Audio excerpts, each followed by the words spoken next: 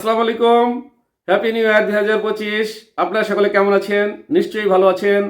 আমিও আপনাদের দোয়ায় আল্লাহর অশেষ রহমতে ভালো আছি। বরাবরের মতো আমি মামুন চৌধুরী পত্রিকার প্রধান শিরোনাম নিয়ে চলে আসলাম। আজ 1 জানুয়ারি 2025 বুধবার। সর্বপ্রথম ইত্তেফাক। ইত্তেফাক মেইন হেডিং করছে, আজ থেকে শুরু হচ্ছে মাসব্যাপী ঢাকা আন্তর্জাতিক বাণিজ্য মেলা। নেক্সট প্রথম আলো মেইন হেডিং করছে, বিধিনি দেশের মধ্যেই আতশবাজি উচ্ছ্বাসে উল্লাসে বর্ষবরণ। এরপর আছে যুগান্তর মেইন হেডিং করছে, পটকা আতশবাজির ঝলকানিতে নতুন বছর উদযাপন। এরপর আছে জনকণ্ঠ মেইন হেডিং করছে, দেশবাসীকে নতুন বছরের শুভেচ্ছা জানালেন রাষ্ট্রপতি ও প্রধান উপদেষ্টা। এরপর ইনকলাব মেইন হেডিং করছে, হাসিনার বিচারের পর নির্বাচন। নেক্সট আমাদের সময় মেইন হেডিং করছে, আন্দোলনকারী কর্মকর্তাদের প্রতি জনপ্রশাসনের কঠোর বার্তা। এরপর আছে মানবজমিন মেইন হেডিং করছে, স্বাগত 2025 নির্বাচন সংস্কার দ্বৈরথের বছর।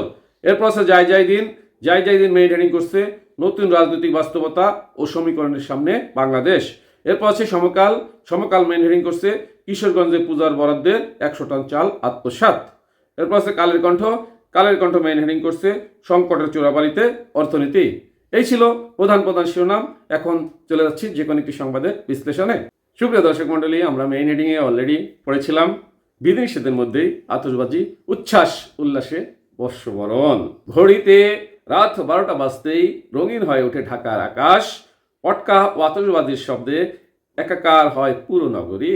ঢাকার বাসাবাড়ির ছাদে ছোট বড় সবাই মিলে খ্রিস্টীয় নতুন বছরকে বরণ করে নিতে উচ্ছ্বাসে মেতে ওঠেন। সামাজিক যোগাযোগ মাধ্যমেও চলতে থাকে হ্যাপি নিউ ইয়ার লিখে সবাইকে শুভেচ্ছা জানানো। এভাবে নানা আয়োজনে 2025 সালকে বরণ করে নিল মানুষ। সাম্প্রতিক বছরগুলোর মতো এবারও বিধিনিষেধের বেড়াজালে ঢাকা বিশ্ববিদ্যালয় টিএসসিতে বর্ষবরণের তারুণ্যের সেই উন্মত্ততা দেখা যায়নি। সন্ধ্যা থেকেই তল্লাশি চৌকি বসানো, সেখানে মানুষ যেতে পারেননি। এরই মধ্যে বিশ্ববিদ্যালয়ের কয়েকশো শিক্ষার্থী টিএসসিতে জড়ো হয় উল্লাস প্রকাশের মধ্য দিয়ে নতুন বছরকে স্বাগত জানান। টিএসসিতে উৎসবের সেই রূপ দেখা না গেলেও রাজধানীর মানিক মিয়া এভিনিউ সহ বিভিন্ন এলাকার সড়কে লোকজনের আনন্দ উল্লাস করতে দেখা গেছে। রাত 11টার পর থেকে মানিক মিয়া এভিনিউয়ের এক পাশ মানুষ ও এক পাশ গাড়িতে ভরে যায়। রাত 12টা বাজতেই উৎসবে মেতে ওঠেন তারা। পুরানো ঢাকা, ধানমন্ডি সহ পুরো নগরীর প্রায় সব ভবনের ছাদেও ছিল উৎসব। নতুন বছরের প্রথম প্রহরে ছাদগুলো থেকে মুহুর্মুহু আতশবাজি ফোটানো হয়। বিভিন্ন এলাকার সড়কেও আনন্দ উল্লাসে মেতে ওঠা মানুষের উপস্থিতি দেখা যায়। এবার 31st নাইট ও খ্রিস্টীয় নববর্ষ 2025 উপলক্ষে ঢাকা মহানগর এলাকায় যে কোনো ধরনের আতশবাজি, পটকা ফোটানো ও ফানুস ওড়ানো নিষিদ্ধ করছিল ঢাকা মহানগর গোয়েন্দা পুলিশ।